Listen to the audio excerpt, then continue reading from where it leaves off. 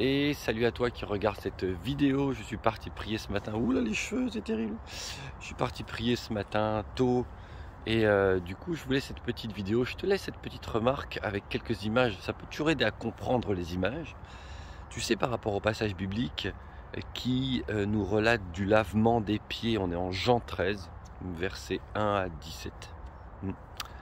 Et puis le parallèle qu'on peut faire avec Jacques qui, dans son épître, dit la phrase suivante: eh bien, confessez vos péchés les uns aux autres, priez les uns pour les autres afin que vous soyez guéris, car la prière du juste a une grande efficacité.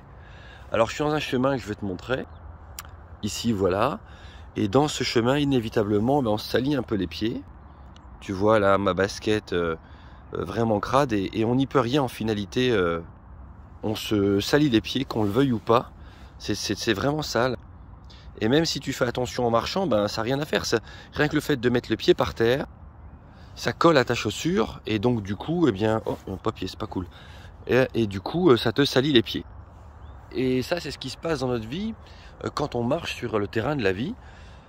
Avec les gens du monde, c'est comme ça, on côtoie. Vous avez remarqué que le péché nous entoure quand même, hein, visuellement, auditivement, relationnellement, dans nos discussions, tout ça, le péché nous entoure, ce qui fait que nos pieds, qui nous servent à marcher dans la vie, hein, je remonte encore cette image, voilà, de ce chemin de vie qu'on emprunte, eh bien nos pieds sont salis et récupèrent un peu la saleté du monde, comme si nos oreilles étaient salies, nos pensées surtout.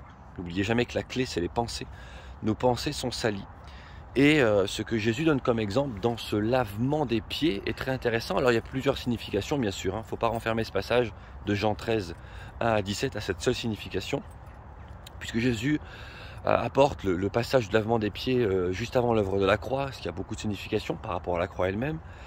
Il parle non seulement du lavement des pieds, mais avec Pierre dans son élocution, dans son échange, du lavement complet, de sa signification, du fait qu'ils sont déjà purs, etc., etc. Mais ce qui est très intéressant, et c'est un encouragement pour toi que je vais te laisser ce matin, c'est que dans cette réalité du lavement des pieds, ça veut simplement dire que tu ne dois pas te renfermer.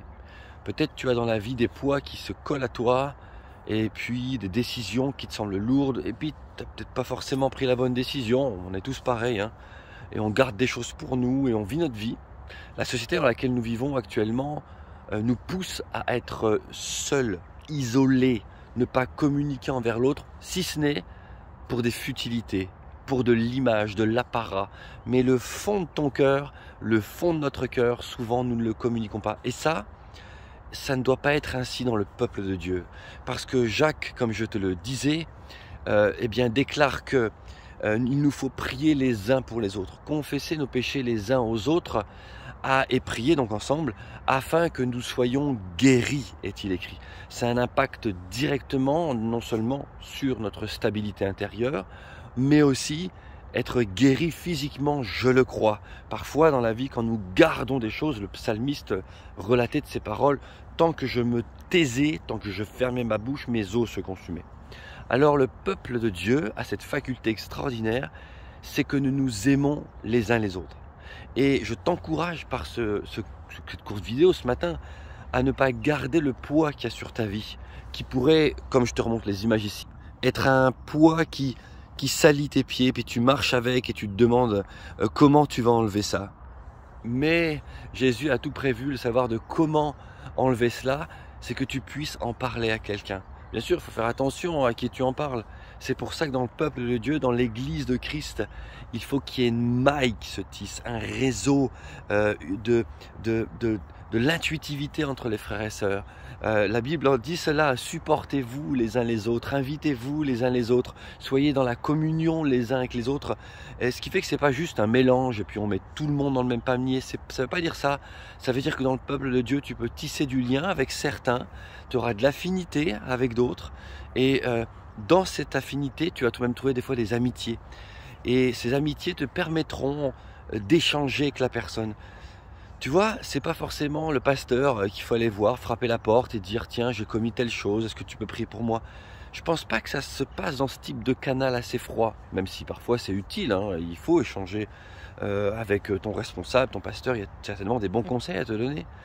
Mais je pense que dans l'amitié, dans le lien fraternel, c'est même plus que de l'amitié, le lien fraternel qui nous lie par le nom de Jésus et par le sang de Jésus, eh bien là, il y a une force pour échanger et au détour d'une situation, au détour d'un repas, au détour d'un échange, d'une discussion, laisser ce poids partir de ton cœur parce que tu le confies à quelqu'un qui pourra prier pour toi. Peut-être tu as les pieds sales par la vie et il est normal que tu puisses en parler à quelqu'un, qu'il puisse prier avec toi et que tu saches que ton Père t'aime et qu'il t'a pardonné. Déjà, tu es propre d'être baptisé, d'être un enfant de Dieu. C'est ce que Jésus répond à Pierre. Tu es tout propre déjà. La parole intérieurement t'a purifié.